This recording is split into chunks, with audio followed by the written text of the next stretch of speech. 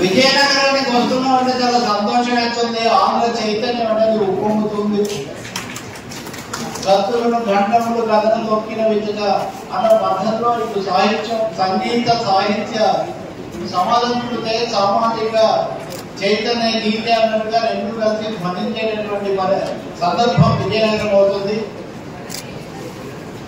ఇప్పుడే చైర్మన్ గారు వెళ్ళిపోతున్నారు, ఉన్నప్పుడే చెప్తా ఉన్నా. చాలా ఒత్తిడిలో ఉన్నారు, అందులో సందేహం లేదు. రెండోది, విజయనగరానికి ఒక ప్రత్యేకత ఉంది. ప్రతిపక్షానికి కూడా కేబినెట్ హోదా ఉన్న ఒకే ఒక ప్రాంతం రాష్ట్రంలో విజయనగరం. దీనివల్ల వచ్చేది చాలా ఉంటాయి కదా. కాబట్టి మిత్రులారా, చాలా సంతోషకరమైన సందర్భం. 3 లాగా ఇటు చీకటి ప్రచురణలు, రవితేజ వైష్ణవుల వివాహ వార్షికోత్సవ సందర్భం. నథింగ్ ఈజ్ టూ లేట్ అంటారు, ఏది మరీ ఆలస్యం కాదు. పెళ్లిటప్పుడు పిలవలేకపోయిన వాళ్ళని ఇప్పుడైనా పిలిచి అభినందనలు, ఆశీస్సులు, ఆహారం, మూడింటి ఆహారం మర్చిపోవడం. ఎందుకంటే తిండి కలిగితే గంట కలగదైన గొడజాడ కలిగి ప్రాంతం కాబట్టి. మిత్రులారా, చాలా సంతోషకరమైన సందర్భం. ఒకందుకు చైర్మన్ గారు మీ రెండో మాట నేను చెప్పదలుచుకుంది, గురజాడ అప్పారావు గారిని జయంతుల జాబితాలో చేర్చాలని సభలో మనం ముక్త కంఠంతో తీర్మానించాల్సినటువంటి సందర్భం. నేను విషయం మాట్లాడాను. గురజాడ లేకుండా, గిడుగు లేకుండా, కందుకూరి లేకుండా తెలుగు జాతి ఏంటి అసలు? తెలుగు జాతి సంస్కరణ ఏంటి అసలు? ఎటువంటి వాళ్ళు సలహాలు ఇస్తున్నారు, ఎటువంటి వాళ్ళు ఈ సాంస్కృతిక రంగానికి వెళ్ళకున్నారో చాలా సందేహం కలుగుతుంది. కాబట్టి ఇంకా దీని మీద రెండో అభిప్రాయం ఉండదు. కారణం ఏదైనా నిజానికి ఇప్పటికే సవరించుకొని ఉండాల్సింది. కనీసం ఇప్పటికైనా కానీ ఈ మహనీయులన్నీ ఇంకోటి కూడా చెప్తున్నా, చాలా మంది సోదరీమణులు ఉన్నారు. కవయిత్రి మొదలు మినహాయిస్తే అందులో ఒక్క మహిళ పేరు కూడా లేదు. మనం జరుపుకోవాల్సిన పేర్లలో అంటే మొదల తర్వాత ఆధునిక తెలుగు మహిళ, ఆధునిక తెలుగు మహిళ కొత్త చరిత్ర లిఖిస్తుంది అని చెప్పిన గురజాడ గారి వాక్యంతో ప్రేరణ పొందిన ఒక్క ఆధునిక మహిళ కూడా మనం తలుచుకోవడానికి కనిపించడం లేదా? కాబట్టి కొంతమంది మహిళా మనులను గురజాడ అప్పారావు గారు, కందుకూరి వీరేశలింగం గారు, గిడుగు రామమూర్తి గారు, గురం జాషువా గారు, వీళ్లతో పాటు కలపాల్సిందిగా నేను చాలా సవినయంగా ఈ సభలో ముందుగా నేను మనవి చేస్తున్నాను. అది ఎందుకంటే చైర్మన్ గారు చెప్పినట్టు కూడా గొంతు కలుపుతూ అంతకుముందు కూడా ఈ విషయం అప్పలనాయుడు గారు కూడా చెప్పారు. మిత్రులారా, ఇక రెండో విషయం, గౌరనాయుడు గారి పుస్తక ఆవిష్కరణ. మిత్రులారా, తేటతెల్లులో రాయడం, పాటలు రాయడం ఇవన్నీ మొదలైనటువంటి ప్రాంతం ఇదే. కూర్చున్నా ముత్యాల తలములు కూర్చుకొని తేనైన మాటలు, కొత్త పాతల మేలుకలే కొమ్మెరెంగుడు జిమ్మగా. నువ్వు మెచ్చకపోతే పోయావు. కొయ్య బొమ్మను మెచ్చుకోవడానికి కోమలుగా సౌడు ఎక్కువనా? కొయ్య బొమ్మను మెచ్చుకునేవాడికి కోమలుగా సౌడు ఎక్కడ ఎక్కుతుందో బాబు అని గురజాడ ఎప్పుడో ప్రశ్నించాడు. గురజాడ గారి పేరు చేర్చకపోవడానికి అటువంటి కారణాలు కూడా ఉంటాయేమో ఆలోచించవలసిందిగా. అంటే ఒక విధమైన సనాతనత్వం రాజ్యవేస్తున్న కాలంలో 150 ఏళ్ల కిందటే సనాతనత్వాన్ని ప్రశ్నించి ఆధునిక చైతన్యానికి నాంది పలికినటువంటి వాళ్ళను స్మరించుకోవడానికి ఏమన్నా రాజకీయ భావజాలం కూడా అడ్డొస్తుందన్న ఒక సందేహం కూడా నాకు స్పష్టంగా కలుగుతుంది. అలా లేదు అని చాటుకోవాల్సిన అవసరం కూడా మన ముందుంది. చాపకూటితో సమతలు నేర్పిన నాటి పలనాటి బ్రహ్మన్న, మేడి పండుగ మెడిగే సంఘం గుర్తులిప్పిన వేమన్న, వితంతువుల తల రాతకు మార్చి బతుకుడు పండించే కందుకూరి తెలుగు భారతుని ప్రజల భాషలో తీర్చిదిద్దెను గురజాడ. ఇంకా ఆ సంస్కర్తల ఆశయరంగం, నీవు నిలిచిన ఈ సంఘం, నీవు నిలిచిన ఈ సంఘం, నీ సంఘం నీ ధర్మం, నువ్వు మరవద్దు, జాతిని నలిపి నీతిని నిలిపిన మహనీయులనే మరవద్దన్నటువంటి ఆ వాక్యాలు అవి మనకు మార్గదర్శకం అనుకుంటే సంగీత సాహిత్య సమలంకృతి అంటారు. సంగీత సాహిత్య సమలంకృతి సామాజిక ప్రజా చైతన్యత అనేది విజయనగరం. ఇంకా దానికి సంగీతం సాహిత్యం రెండు పక్కపక్కనే మనకు కనిపిస్తూ ఉన్నాయి. ఒక గండజల, ఒక సుశీల, ఒక గురజాడ, ఒక శ్రీశ్రీ, ఒక చాసం, సంభవం ఎలా సంభవం అన్నది విజయనగరానికి వస్తే తెలుసు. మధ్యాహ్నం 1 గంటకు కూడా ఒక సభా మందిరం నిండా సాహిత్యం కూర్చొని ఒక సభను ఆలోచించడం ఎలా సంభవం అని ఎవరికైనా సందేహం ఉంటే గురజాడ గ్రంథాలయానికి కానీ లేదా ఇంకో భవిష్యత్ ఈ మందిరానికి వస్తే తెలుస్తుంది. మన చరిత్రలో చెప్తూ అన్నాడు, అచ్చట పుట్టిన చిగురు కొమ్మైన చెరువు అని. అక్కడ ఉన్నటువంటి లక్షణాలు అటువంటివి. కళింగాంధ్ర కథాజాడ అన్నారే, కళింగాంధ్ర జాడలు ఎటువంటివి అంటే భారతదేశంలో మొదటి మహాచక్రవర్తి అయినటువంటి అశోకుని శాంతి దూతగా మార్చినటువంటిది కళింగ కథాజాడ. సో ఈ కథాజాడ అక్కడ దాకా వెళ్తుంది. దీనికి చాలా దగ్గర ఈ చరిత్ర మనకు కనిపించినంత సుదీర్ఘమైనది ఇది. అది అక్షర అమృత భాండం అనేది ఆయన పాడినట్టుగా ఈ అమృత భాండం ఏ ఒక్కరితో కాదు.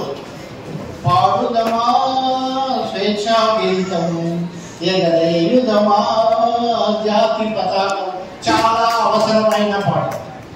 స్వేచ్ఛా గీతం పాడాల్సినటువంటి సమయం, స్వేచ్ఛ స్వాతంత్రాలను కాపాడుకోవాల్సినటువంటి సమయం.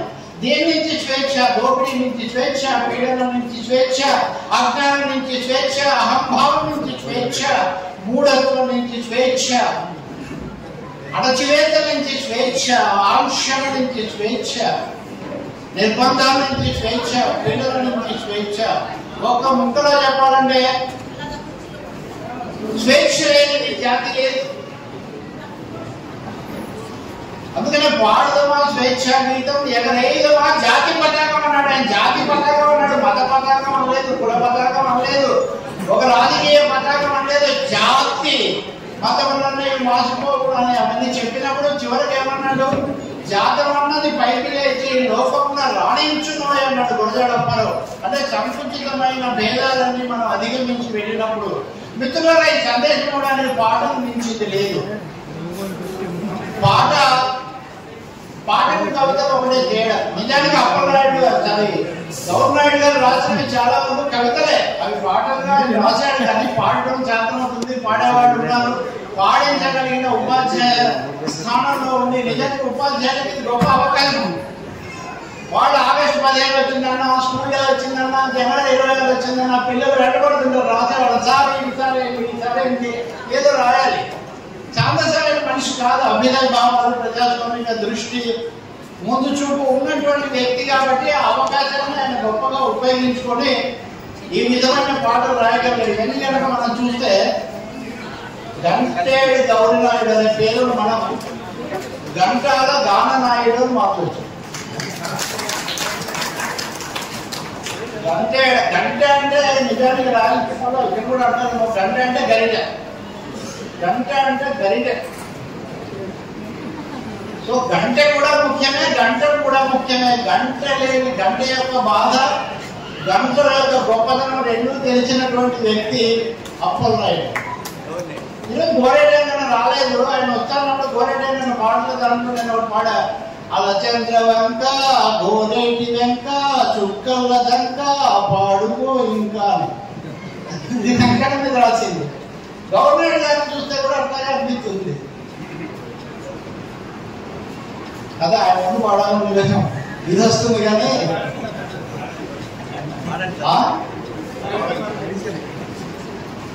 గంటేటి గౌరనాయుడు పాటల్లో రామనాయుడు, కొండల్లో కోనల్లో పల్లెల్లో పంటల్లో పిల్లల్లో తల్లుల్లో బతుకుల్లో కట్టినోడు గంటేటి గౌరన్న, గంటేటి గౌరినాయుడు గానాల పాటనాయుడు. స్వేచ్ఛనే చెప్పినోడు, జీవితం చూపినోడు, దోపిడీ చెప్పినోడు, కడుప్ప చెప్పినోడు గంటేటి గౌరినాయుడు. మన గానాల గౌరనాయుడు. ఇంకా చాలా వాడవచ్చు కానీ దివాకర్ ఆహారం విహారం ఏర్పాటు చేసేది కాబట్టి మిత్రులారా ఈ పాటని చూసినప్పుడు చాలా సంతోషంగా ఉంది. పాట ఎంత గొప్పది అంటే ఈ మధ్య అందులో పాట పిల్లలు ప్రోత్సహించడం. ఈ మధ్య ప్రవస్తి అనే అమ్మాయి ఒక ఇల్లు పెట్టింది. ఏముందండి పాట అనేది ఎక్కడి నుంచి చాలా సహజంగా రావాల్సిన ఈ పాటను లేకపోతే ద్వారా వారి అలాంటి వాళ్ళ సమక్షంలో నేర్చుకోవాల్సిన గానాన్ని షో మిగిలిన షోల లాగా సంగీతం షో కావడానికి వీళ్ళే పాడడం వేరు. ఏదైతే ఎప్పుడైనా షో అవుతుందో షోకు సంబంధించిన షోకులు కొన్ని వస్తాయి. ఇవి పాటలు ఉండవు.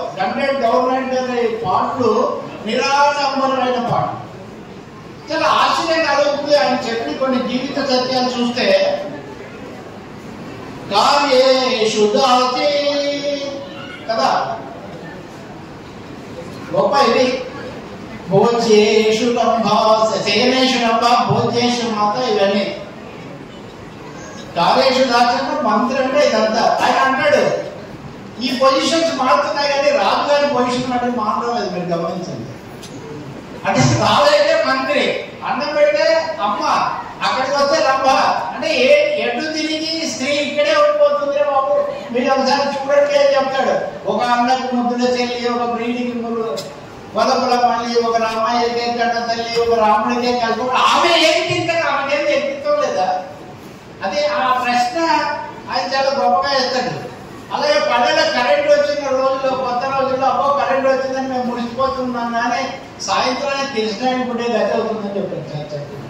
వీటన్నింటినీ చూసి సంతోషపడతారేమో, బిల్లు వస్తే గుండె గుబేరు ఉంటుంది అనే మాట. ఇంకొకటి మనలో మన తేడాలు ఎలా వస్తాయి, అసలు ఎందుకు విడిచిపడుతున్నామో తెలియదు మనకు. పెద్ద పూగట గారి పాలేరు అందరికంటే గొప్పని అనుకుంటాడంట. పాలేరే. ఇక్కడ సమస్య ఏంటంటే తెలియని జీవన సత్యాలు. ఇంకొకటి కూడా ఉంది. వరదరామారావు గారు కూడా ఆ రామస్వామి అనే ఒక వేషము, లేదా గజపతిరాజుల వారి వీటన్నింటినీ చూసినప్పుడు మొదట విధంగా అనుకుంటాడు. ఆయన తర్వాత వాళ్ళని అర్థం చేసుకుంటూ వెళ్ళాడు.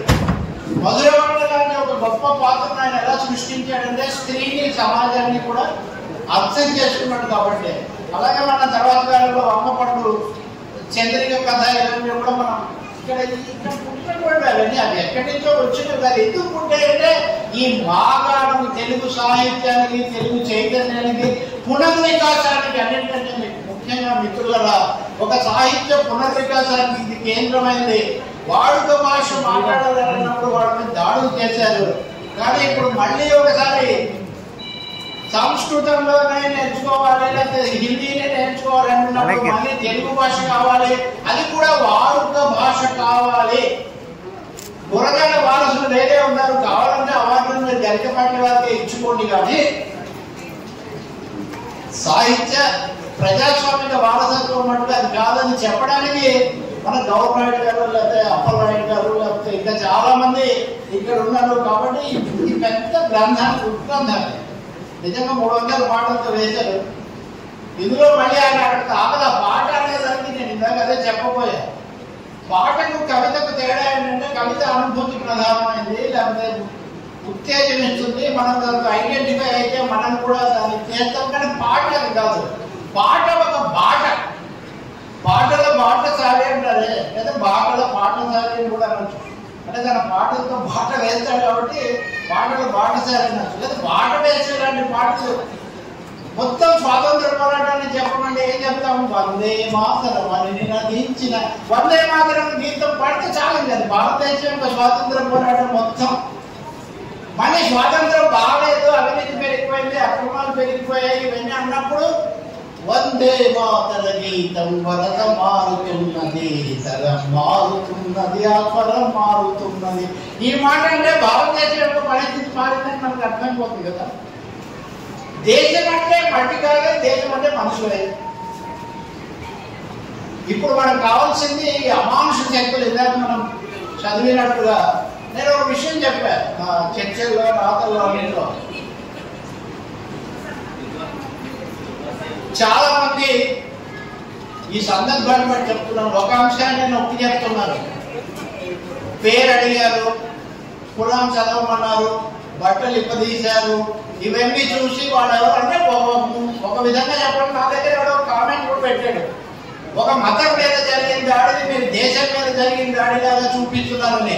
రివర్స్ లో చెప్తున్నారని, దేశం మీద జరిగిన దాడిని మతం మీద జరిగినట్టుగా చూడకండి మనం. ఎందుకంటే మిత్రులారా, దాడి చేసినటువంటి బృందంలో ఉన్నాడు ఆదిల్, ఒక ఆదిల్. దాడి చేసిన వాళ్ళను కాపాడడానికి ప్రాణాలు అర్పించిన పోనీ రైడర్ కూడా ఆదిల్. ఆ వచ్చిన వాడి తుపాకీని లాగేసి ప్రాణాలు అర్పించాడు. ఆదిలు వాళ్ళ నాన్న మహమ్మద్ ఏదో ఉంది, I'm proud of my son, నా కొడుకుని చూసి నేను గర్వపడుతూ అది భారతదేశం. ఎగరేయుదమా జాతి పతాకం అని గౌరవ్ నాయుడు గారు అంటున్నప్పుడు ఖచ్చితంగా ఈ ఉగ్రవాద దాడి జరిగిన సమయంలో దేశం ఉద్వేగానికి గురవుతున్న ఈ సమయంలో మనం ఎగరవేయాల్సింది జాతి పతాకం. ఆ జాతి పతాకం భారతదేశం యొక్క అక్షయ భాండాన్ని, దేశం యొక్క మహత్తరమైన సాంస్కృతిక వారసత్వాన్ని అశోకుడి దగ్గర నుంచి అడ్డాడ అప్పలనాయుడు వరకు ఉన్న మొత్తం భారతదేశ సాంస్కృతిక వారసత్వం మీకు ఎవరికో రాసిచ్చింది. ఎవరు రాసిచ్చారయ్యా? ఎవరికి వాడిదే? ఇది మాది, ఈ మతాన్ని, ఈ కులాన్ని, ఈ పార్టీని అలా ఎవరు రాసిలా. ఆంధ్ర రాష్ట్రాన్ని కానీ భారతదేశాన్ని కానీ ప్రభుత్వాలు ఎన్నికవుతే ప్రభుత్వాలు 5 ఏళ్ళు పాడితే మళ్ళీ వస్తాయి, లేకపోతే రావు, తంటాలు పడుతుంటాయి, వేరే విషయం. కానీ జాతి లేదు. కాబట్టి ఈ ప్రజాస్వామ్య స్ఫూర్తి గౌరవ్ నాయుడు గారి కవితల్లో మనకు బ్రహ్మాండంగా కనిపించింది మొత్తంలో. అలాగే ఆయన మొత్తం ఏదో వీటిలోనే మేము ఇబ్బంది పెడతారనుకోకండి, సంతకాడ కనిపించే చిన్న పెద్ద పాటలు కూడా రాశాడు కదా. అవి కూడా వాడేవుడు చిన్న వీరభద్రుడు గారు వాటిని కూడా ప్రస్తావించారు. జీవితం నవరస భరితం. దాంట్లో కష్టాల్లో ఉన్నవాడు, ఆకలితో ఉన్నవాడు కూడా వాడైతే ఎప్పుడు ఏమి దీనికి వెళ్ళరని కాదు. ఏమంటాడు, అక్కడ దొరికావు ఏం చేద్దాము అంటే ఎవరికో చెప్తుంటాడు అనమాట. నిజంగా తెలివితేకుండా బుధవారం నాడు మళ్ళీ పోయాను, బూందీ పెట్టాను, బుధవారం వెళ్ళి బూందీ పెట్టి అమ్మాయితో మళ్ళీ నేను సరస్వం చేశానని చెప్తాడు. సాత్విక గీతాలు, తాత్విక గీతాలు, శృంగార గీతాలు కూడా రాశాడు. ఎక్కువ రాయడా, కానీ ఎక్కువగా రాసింది చైతన్య గీతాలు, ప్రజా గీతాలు, కష్టజీవులకు కూలీలకు సంబంధించిన గీతాలు రాశాడు. అందుకని ఆయన విప్లవ గీతాలు కూడా చాలా రాశాడు. అందులో మనం ఉత్తరాంధ్రలో మాట్లాడుకుంటున్నప్పుడు ఈ సంస్కృతిని మనం మర్చిపోలేము మిత్రులారా. వీటన్నింటినీ ఈ రోజున మళ్ళీ ఈ జాతికి ఒక పునర్వికాసం కావాల్సి వచ్చినప్పుడు అది నేను అనుకుంటాను ఖచ్చితంగా ఇక్కడ దానికి నాంది పలకగలిగిన నేపథ్యం ఉత్తరాంధ్రకు ఉంది. మనం మళ్ళీ ఒక పునర్వికాస ఉద్యమాన్ని తీసుకురావాల్సిన అవసరం ఉంది. ఈ మూఢనమ్మకాలకు, ఈ చావదశాలకు, ఈ రకరకాలైనటువంటి సనాతనాలకు, ఎందుకంటే చాలా స్పష్టంగా చెప్పాడు ఆయన గురజాడు. అప్పుడు ఇప్పటికి కూడా అదే వెనక చూసిన కార్యమేమో మంచి గతమును కొంచెమేనో. వెనక్కు చూసి ఏముంటుంది, గొప్పలే, కానీ వెనక చూసిన కార్యమేమో మంచి గతమున కొంచెం ఉన్నాయి. చాలా ఆశ్చర్యం ఏమంటే మా మీడియా సోదరులు చాలా మంది వెనక చూస్తున్నా కొద్ది ఇంకా అప్పుడే జరిగేదంట, అప్పుడే జరిగింది, ఇప్పుడు ఏంటైతే నేను రాదు కదా, మళ్ళీ గతం రాదు. 1/2 నిమిషం గడిచేసరికి అదే నాకు గత శతాబ్దాన్ని తెలిసి 1/2 నిమిషం. ఇప్పుడు చైర్మన్ గారు రాకుండా మనం ఎదురు చూస్తున్నాం. చైర్మన్ గారు వచ్చారు, మాట్లాడారు, వెళ్ళిపోయారు. మనం తీసుకురాగలుగుతాం మళ్ళీ. ఇప్పుడు సభ ఎలా తొందరగా ముగిస్తే వెళ్ళి భోజనాలు చేద్దామని చూస్తాం మీరు అంతే కదా. మళ్ళీ ఆ సన్నివేశం రావాలని మీరేం కోరుకోలేదు. కాబట్టి జీవితం చాలా వాస్తవికమైంది, జీవితం చాలా సవాళ్లతో కూడింది, జీవితం చాలా సంక్లిష్టమైంది. అందులో ఇప్పుడున్న పరిస్థితులు చాలా చాలా సవాలుగా మారుతున్నటువంటి పరిస్థితులు. ఇందాక అంటున్నారు కదా, రాజకీయ నాయకులు ఆమోదించకపోతే ఏమి కాదని. రాజకీయ నాయకులు తలుచుకుంటే 100 ఎకరాలు రూపాయిగా వచ్చేస్తాయి. రాజకీయ నాయకులు తలుచుకోకపోతే చాలా గొప్ప గొప్ప పుస్తకాలు కూడా రావు. గుణగడం తలుచుకోవడమే జరగడం లేదే ఇంకా రాజకీయ నాయకత్వం లేదు. కాబట్టి రాజకీయం అన్నది ప్రజాస్వామ్యంలో చాలా కీలకమైన ఒక అంశం. కాబట్టి మిత్రులారా, అయితే అక్కడ సరే వీళ్ళిద్దరి పేరు కన్ఫ్యూజన్ ఉంది. ఇది గౌరవ్ నాయుడు గారి దగ్గర ఒక చమత్కారం ఉంది. ఆయన కవిగా సాహిత్యకారుడుగా గురగాడు ఒక మాట అన్నాడు, ఆకులందున అణిగిమణిగి కవిత కోకిల పలుకోవలేనోయ్, పలుకులను విని దేశమంతా అభిమానమును మొలకెత్తవలేనోయ్ అన్నాడు. అంటే ప్రతిదీ ఏదో బండగా మొరటుగా చెప్పడం కాదు, ఆకులందున అణిగిమణిగి చెప్పినట్టుగా అది అంత సున్నితంగా చెప్పాలి అని. ఆ సూత్రానికి గౌరవ్ నాయుడు 100 పాళ్ళు కట్టుబడి ఉన్నట్టుగా మనకి ఆయన ఇందులో చెప్పనిదేం లేదు. అలాగే మెడలో ఒక దండేసుకుని నేను చెప్తున్నాను చూడండి, నేను ఇది చూడండి, నేను అట్లాంటి షో ఆయన ఏం చేయడు. కానీ ఆయన తగ్గేదే, ఏ విషయంలో ఆయన తగ్గేదే కాదు. కానీ తగ్గలేదని చెప్పడం అక్కడే లౌక్యం ఉంది. నేను అనుకున్నాను అది కొంచెం ఉత్తరాంధ్ర లౌక్యం కూడా. ఆ లౌక్యం ఆకులందరూ అడిగిమాడిగానంటే కొంచెం మనం వినయంగా నమ్రతగా ఉంటుంటే మనం చెప్పాలనుకుంటే చెప్పాలి, సాధించుకోవాలి. లేదంటే కాలేదండి ఎందుకండి అంటే మనల్ని అడుగుతాడు అనమాట. ఆ ప్రశ్నకు జవాబు చెప్తే నేను చిక్కుకుపోయినట్లే. మరి అంతే కదండి అంటే మరి అంతే కదండి ఏమన్నా లేదు, మరి అంతే కదండి అంటే ఆ ప్రశ్నలోనే ముందుగానే నన్ను కమెంట్ చేయించున్నాడు అంతే అని కథ అనడంలో. కాబట్టి మిత్రులరా, ఈ లౌక్యం, ఈ నేటివ్ టచ్, ఈ ప్రజలతో మమేకత, పిల్లలతో కలిసిపోవడం. టీచర్ గా నిజంగా ఆయన రాసినందుకు పెద్దగా అభినందించాలి మనం. పిల్లల మీద, బాల శ్రామికుల మీద చాలా మంది రాశారు. కానీ స్కూల్లో పిల్లల సమస్యలు అన్ని రాస్తూ పంతులు చెప్తే సాయంత్రం దాకా మేము ఆ పని చేయాల్సినవి కూడా వస్తున్నాయి. టీచర్ అయ్యింది కొన్ని చోట్ల అందరూ అలా కాకపోవచ్చు కూడా మిత్రులారా. కాబట్టి ఆయన సో మంచిదే, కరెక్ట్ కూడా.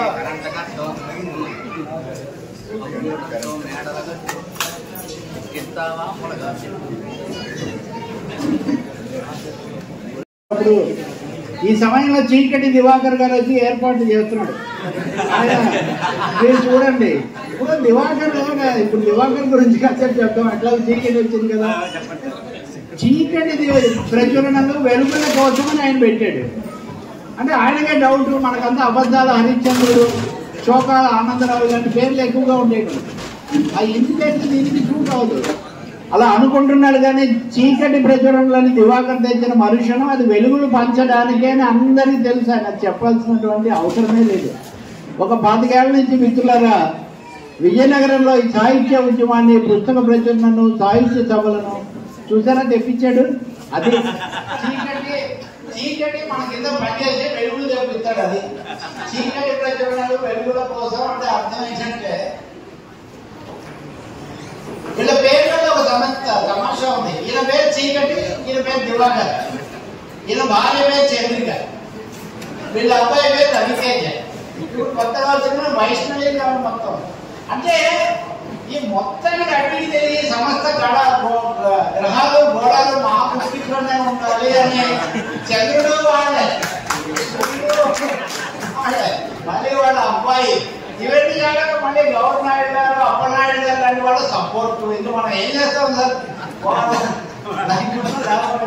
ఇప్పుడు చూడండి ఎన్ని తెలివితేటలు. పోతే పెళ్ళి ఎప్పుడు పెరగలేకపోయాను కాబట్టి మొదటి వార్షికోత్సవానికి బుక్ చేసి మనందరినీ నేను రప్పించి చైర్మన్ గారిని కూడా రప్పించి, చైర్మన్ గారి తర్వాత చైర్మన్ అది పెద్దదైనా చిన్న చేస్తున్నాడు కానీ ఈ రోజు అడుగుతారు.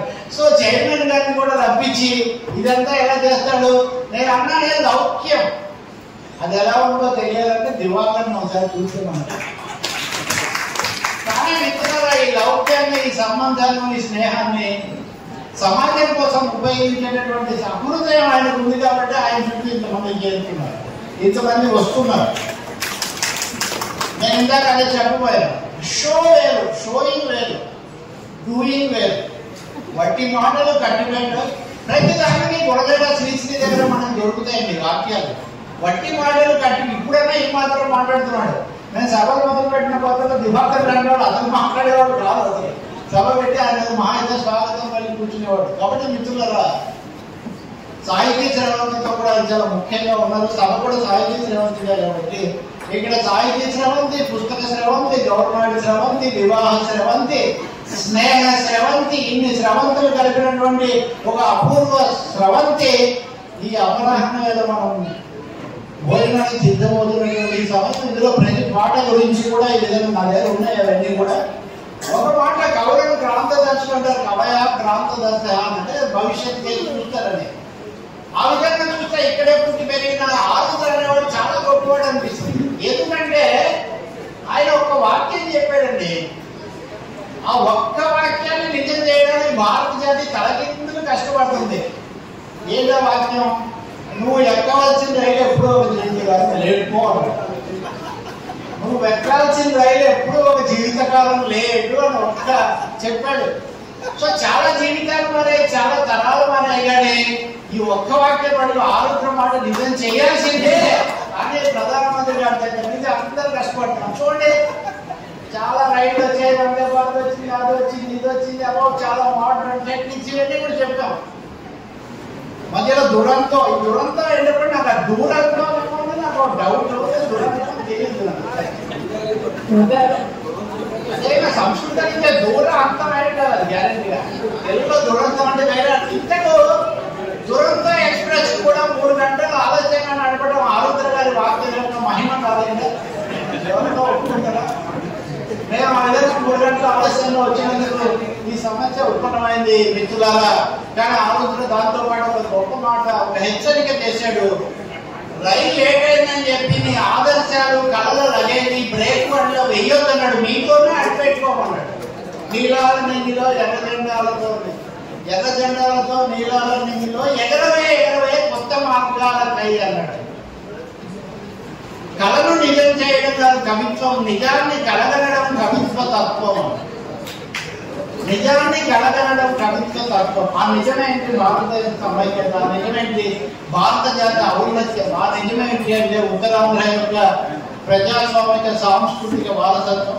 దాన్ని తలుచుకోవడానికి ఈ సమయం మనకిచ్చినటువంటి దివాకర్, చంద్రిక, రవితేజ, వైష్ణవి, ఇంకా వాళ్ళ కుటుంబానికి, చైర్మన్ గారికి ఇంతసేపు కూడా ఓపిక వింటున్న మీకు చాలా చెప్పొచ్చు. కానీ ఇంకోసారి మనం ఇప్పటికి బ్రేక్ తీసుకొని మనం భోజనాలు బ్రేవ్ అని చేయించండి. ఈ బ్రేక్ మీరు మళ్ళీ కలుస్తాం. మిత్రులు అందరికీ ధన్యవాదాలు. నాకు ఈ అవకాశం ఇచ్చినందుకు. చాలా తర్వాత మళ్ళీ విజయనగరం వచ్చి మాట్లాడడం చాలా సంతోషంగా ఉంది. ఆ వాళ్ళ నుంచి మొదలు కావాలని వాళ్ళ కోసం పాటలు రాయడంలో గొప్పతనం ఉంది మన గౌరవ నాయక్ గారు. ఆయన చాలా గొప్ప రాజకీయ భావాన్ని, రాజకీయ వేదికల మీద చర్చిస్తున్న వాటిని పాట కట్టి పిల్లలతో పాడించేస్తుంటే అది చాలా గొప్ప విషయం. అందుకనే శ్రీశ్రీ ఒక మాట అన్నాడు. శ్రీశ్రీ గురజాడని తలుచుకోబెట్టుకుని ఏం మాట్లాడతాం? గురజాడ రాసిన పాటలన్నీ పోయి ఈ దేశభక్తి అన్న ఒక్క గీతం ఉన్నా కానీ అది ప్రపంచ అంతర్జాతీయ దేశభక్తి గీతంగా ఉండదగిన అర్హత దానికి ఉంది అన్నారు. గంటే గవర్నమెంట్ గారు రాసిన ఈ ఒక్క పాట స్వేచ్ఛకు సంబంధించి భారతీయ భావన, జాతీయ భావన అనేటటువంటి ఒక మాత్రమైనటువంటి ప్రతిధ్వనిగా ఉంటుంది. అది బహుశా ఇప్పుడున్న ప్రభుత్వాలు ఇంకా 2-3 ప్రభుత్వాలు మారేంత వరకు ఈ పాట ఇంకా దాని పదులు పెరుగుతూ ఉంటుంది. ఇప్పుడు అంబేద్కర్ ఏ విధంగా కాలం గడుస్తున్న కొద్ది సామాజిక న్యాయం అనే భావనలో ఆయన స్పందన పెరుగుతుందో బహుశా ఈ స్వేచ్ఛ భావన ప్యారు కియా తో డర్నా క్యా హై, ప్యారు కియా కోయి చోరీ నయా తో ప్యారు కియా తో డర్నా క్యా. ఎంత పెద్ద ప్రశ్న అండి ఇది. మనం తర్వాత లవర్స్ డే అనేది వాలంటీర్స్ డే అన్నా ప్యార్ కియాతో డర్నా క్యా అని ప్రశ్నించిన దేశంలో ఏదినా నేను వాలంటీర్స్ ప్యార్ కియాతో డర్నా క్యా, వాళ్ళు ఏది మూమెంట్స్ కియాతో డర్నా క్యా. వ్యతిరేకిస్తే భయం ఏంటి, ప్రశ్నిస్తే భయం ఏంటి? ఇప్పుడు నిజంగా గురజాడ గారి వర్ధంతి దినాన్ని జరపకపోతే ప్రశ్నించడానికి రాజకీయ పార్టీలు వామపక్షాలను మినహాయిస్తే మిగిలిన వాళ్ళు ఎందుకు భయపడుతున్నారు? స్వేచ్ఛ లేదు. వాళ్ళ అధికారంలో ఉండాలి, పెత్తనం చేయాలంటే వాళ్ళకి స్వేచ్ఛ లేదు. వాళ్ళకి వాళ్ళే సంఖ్యలు వేసుకున్నారు. ఈ సంఖ్యలు బద్దలు కొట్టాలంటే గవర్నమెంట్ దానికి కౌలు స్వేచ్ఛ రాయాలి. ఇప్పటి వరకు వాడినటువంటి మన యువమిత్రులు ఆఖరికి శర్మగారి మాటలతో ప్రేరణ పొంది దేశంలో ప్రేమించమని మళ్ళీ చెప్పినటువంటి చిన్నారితో సహా, భవిష్యత్ తరంతో సహా ఈ పాటల్లో చాలా భాగం బహుశా ఆయన ఇలాంటి వాళ్ళ కోసమే రాసుంటాడు. ఆ తరం వరకు కూడా ఈ సందేశాన్ని తీసుకోండి. చివరిలో ఒకే మాత్రం చెప్తాను. ప్రజా గీతాలు అనే వరవడిని మనం మళ్ళీ పెంచుకోవాల్సిన, పునరుద్ధరించుకోవాల్సిన అవసరం చాలా ఉంది. ఏమి చెప్పుదుగోడు కాలువలు తవ్వన్న కాచి గడ్డించు, నూతులు తవ్వన్న నువ్వు గడ్డించు. చంద్రమోహన్. సరే, ఇంకా వేరే పాటలు చాలా పాటలు నేను ఒకటే చెప్పడం లేదు. ఈ పాటలన్నీ నేను మొదట్లో చెప్పినట్టు ఆ ఉద్యమాలకు ప్రతిబింబాలు. కానీ తర్వాత ఈ రకరకాల శక్తులు వచ్చిన తర్వాత పాటను తూటాగా, పాటను బావుటాగా, మాత్రమే కాకుండా పాటను మూటగా మార్చేటటువంటి ధోరణులు కూడా పెరిగిన తర్వాత నిన్నటి పత్రిక మీరు చూడండి, ఏఆర్ రెహమాన్ కు సుప్రీంకోర్టు హైకోర్టు నోటీస్ ఇచ్చింది. ఏమనంటే పలానా సారీ ఏఆర్ రెహమాన్ కాదు, ఇళయరాజా సంగీత ఆయన పాటను యాదగిరిగా నువ్వు వాడావు, ముందు 2 కోట్లు డిపాజిట్ కట్టి మాట్లాడదు. పాట ఒక పాట రాగం వాడినందుకు 2 కోట్లు ముందు కట్టి తర్వాత నువ్వు మాట్లాడాడు. నేను ఉదయం ప్రస్తావించి వదిలేశాను ప్రవస్తి అనే అమ్మాయి. పిల్లలు ఏదో రకరకాలుగా కష్టపడి రాగాలు నేర్చుకొని షోలో వెళ్ళి ప్రయత్నం చేస్తుంటే వాళ్ళకి నిజమే స్వేచ్ఛ ఇస్తున్నాము, వాళ్ళకి పాఠం ఇస్తున్నాము. ఎందుకు అంటే మీరు ఎప్పుడైతే పాట వ్యాపారం అయిపోయిందో, తలుపు పెడుపుల్లో చిక్కుకుపోయిందో అప్పుడే వాళ్ళు స్వేచ్ఛపోయారు. గొంతుకు స్వేచ్ఛపోయింది. గుడ్డే గొంతులను పోట్లాడుతుంది. కూకుండా నీళ్ళు కాసింతసేపు వెన్నెల వేసి ఏదో నిద్రపోయింది అని ఆ భావన ఎట్లా గవర్నమెంట్ అక్కడ కావాల్సింది. అది ఏదో వెన్నెల వేసి నిద్రపోయిందంట. ఇంత గొప్ప భావాలు వీటన్నింటినీ పలకాలంటే మిత్రులారా, రాసేవాళ్లకు పాడేవాళ్ళకు కూడా స్వేచ్ఛ కావాలి. స్వేచ్ఛ ఎలా వస్తుంది అంటే నా చివరి వాక్యం, భగత్ సింగ్ జైల్లో ఉన్నప్పుడు నోట్స్ రాసుకున్నాడు. అది పుస్తకం కూడా నేను కూడా ఎడిట్ చేశాను. 17 ముద్రలు వచ్చింది. స్వేచ్ఛ అనే వృక్షాన్ని వీరిలో నెత్తులతో తడుపుతూ ఉండాలి. ఇది కూడా ఆయన రాసుకున్న వర్కేషన్. స్వేచ్ఛ అనే వృక్షాన్ని వీరులకు నెత్తులతో తడుపుతూ ఉండాలి. అంటే ఆ త్యాగాలు, పోరాటాలు, సాహసాలు ఇవన్నీ ఉంటే స్వేచ్ఛ, స్వాతంత్రం. పునాదుల ఇల్లు లేచి జనాభాకి శుభం పూచి అనే మహాగా జరగాలి అంటే ఇదంతా జరగాలి. దానికి నాది ప్రజల ఉద్యమం నేను ఎప్పుడు వదులుకోవాలని చెప్పినటువంటి గురజాడ స్ఫూర్తి మనకు మార్గదర్శకం కావాలి. దానికి కొనసాగింపుగా గవర్నమెంట్ గారు తెచ్చినటువంటి ఈ పాటలు ఎప్పుడు మాట్లాడినప్పుడు మనం మళ్ళీ ఒకసారి అది నేను ఇందాక నా ఉపన్యాసమే కదా, అది కూడా ద్వితీయ అవమానం కదా. అదే తప్ప అది కొనసాగుతూనే ఉంటుంది. ప్రియజనే నాస్తి పునరుక్తం. ఇందాక మేడం గారు ఆప్తులంటే ఏమిటనేది ఉదాహరణ చెప్పారు. అందులో ముఖ్యమైన మాట ఏంటంటే ప్రియజనే నాస్తి పునరుక్తం. ప్రియమైన వాళ్ళ గురించి ఎన్నిసార్లు చెప్తున్నా కానీ దానికి ఏది దోషం లేదు. అది ఎన్నినైనా అమ్మాయి ఎన్నిసార్లు ఎట్లా పుట్టినవరా అంటుంది, లేకపోతే ముద్దుల కొండా అంటుంది. నేను ఉదయమే చెప్దాం అనుకున్నాను. దివాకర్ తెచ్చినటువంటి పేరుబంధం పుస్తకాన్ని నేను ముందు మాట రాశాను. అఫ్కోర్స్ 2 సార్లు నేను ముందు మాటలు రాశాను కానీ రాలేదు. అందుకే ఈరోజు మీతో అడుగుతూ ఉన్నాను. అమ్మ కన్నా విశ్వం ఎంతో చిన్నది అన్నాడు. ఈ మాట చూడండి, సెంటిమెంటల్ గా ధ్వనించవచ్చు కానీ అమ్మ కన్నా వాడికి ఏం తెలియదు కదా, వాడి ప్రపంచమే అమ్మ. అమ్మ కన్నా విశ్వం ఎంతో చిన్నది. అమ్మ అనే భావన కేవలం మన కన్న తల్లికే కాదు, ఆ తల్లి మోసేది నవమాసాలేదా, ఈ తల్లి మోయాలి కడవల కూర కట్టే కాలేవన కూర కదా దాసరి గారి పాటే. కానీ అమ్మ అనే భావనను దేశానికి కనుక మనం వర్తింపజేస్తే, శ్రీ మహాభారతం చూసినా, లోకి అమ్మ చూసినా, మహాకవుల ఏ రచన చూసినా ఈ విశ్వజనీనత, ఈ మాతృత్వ భావన వెన్నడుతుంటాయి. ఇక్కడ అమ్మ అంటే సెంటిమెంట్ కాదు, ఇక్కడ అమ్మ అంటే ఆశయం, ఇక్కడ అమ్మ అంటే ఉద్యమం, ఇక్కడ అమ్మ అంటే అక్షరం. అందుకనే గోష్ఠి పుస్తకం అది 100 ఏళ్ళు గడిచినా కానీ ఒక అమ్మలోనికి కార్ఖానాలో ఉత్పత్తులు జరిగినట్టుగా జరుగుతున్నాయి. మిత్రులారా, ప్రస్తావన చేశాను, నేను ముగిస్తాను. నిజంగా మాట కట్టుబడి ఉంటాను. నేనే అబద్ధాల హరిశ్చంద్రుడిని కాదు, చీకటి దివాకర్ అబద్ధాల హరిశ్చంద్రుడికి పేరు ఉంటాయి కదా. అబద్ధాల సత్యవంతమైన ఒక చిన్న పాత్ర ఉంటుంది కూడా, అదే కాదు. కానీ ప్రపంచీకరణకు కాలం చెల్లింది, ఇది నిలబడదు, ఇది అవసరాల కోసం అంటే చాలా మంది ఒప్పుకోవాలి. ఇప్పుడు ట్రంప్ గారే చెప్తున్నారు ప్రపంచీకరణ కాలం చెల్లింది అని. అంటే ఏమనుకుంటున్నారు? అప్పుడెప్పుడో హిరణ్యాక్షుడు భూమిని చాపగా చుట్టాడు అంటున్నట్టుగా నువ్వు తలుచుకుంటే ప్రపంచం అంతా ఒకటి నా మాట వినాలి అంటే ఒకటే సింపుల్. మా ఇంటికి వస్తే ఏమి ఇస్తావు, తెస్తావు, మీ ఇంటికి వస్తే ఏమి ఇస్తావు. కాబట్టి ఈ స్వారీ, డబుల్ స్వారీ కుదరదు.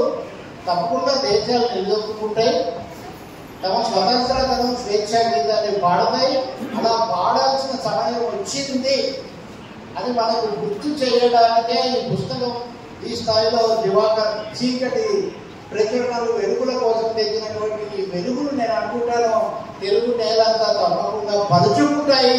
గురజాడ సంస్మరణ దినం పెట్టాలి అని మనం చేసినటువంటి తీర్మానం తప్పకుండా ఒక గొప్ప స్ఫూర్తిని తీసుకొని వస్తుంది.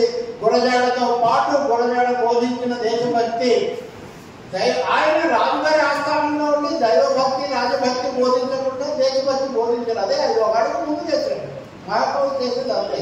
కాబట్టి ఇప్పుడు మళ్ళీ గురజాడ తెచ్చిన పునర్వికాస ఉద్యమ స్ఫూర్తిని మనం మళ్ళీ ముందుకు తీసుకోవడానికి కూడా ఈ సభలో చేస్తుందని తప్పకుండా విశ్వసిస్తూ ఇక్కడి నుంచి మరిన్ని మంచి సాహిత్య రచనలు ప్రజా సాహిత్యం వెలువడాలని మళ్ళీ ఇలాంటి సందర్భానికి తగినటువంటి మరిన్ని పాటలు గవర్నమెంట్ గారైనా అప్పలనాయుడు గారి కథలైనా ఇంకా కథలన్నీ కూడా ఇంకా మళ్ళీ కాలం మళ్ళీ వస్తుంది జరుగుతుంది. అలా చేయాలి. మీడియా కూడా విశ్వరూపంలో అనేక రూపంలో ఇప్పుడు అందుబాటులోకి వచ్చింది. ఒక మీడియా మనిషిగా నేను చెప్పేది ఏంటంటే మీడియాను వాడుకోవాలి. మంచివాడు వాడుకోకపోతే పిచ్చివాళ్ళే వాడుకుంటారు. వాడుకున్న తర్వాత పిచ్చి సందేశాలే వస్తాయి. ఇది అలా వచ్చింది అదలా వచ్చింది అని చూసి మన సమయం అంతా వాటిని చూసి తిట్టుకోవడానికే సరిపోతే కుదరదు. ప్రతి గొంతు కూడా ఇప్పుడు 1000 పూలు వికసించని 1000 గొంతు అన్నట్టుగా 1000 గొంతులు నిర్మించడానికి ఇప్పుడు మనకు ఒక సాధనం చాలా ఉంది. మీరందరూ కూడా అటువంటి మంచి ఒక సానుకూల లౌకిక ప్రజాస్వామిక సామాజిక సమభావాన్ని చాటడానికి ఇప్పుడున్న విస్తృత సాంస్కృతిక సామాజిక సాంస్కృతిక సాహిత్య సాధనాలను వినియోగించుకోవాలని చెప్పి కూడా ఆశిస్తూ తెలుగు సాహిత్యానికి కొత్త చూపు ప్రసాదించినటువంటి విజయనగరం కంటే దానికి మరొక చోటు ఉండదని కూడా నేను సెలవు తీసుకున్నాను. రెండోసారి కూడా విన్నారు. చాలా నమస్కారం.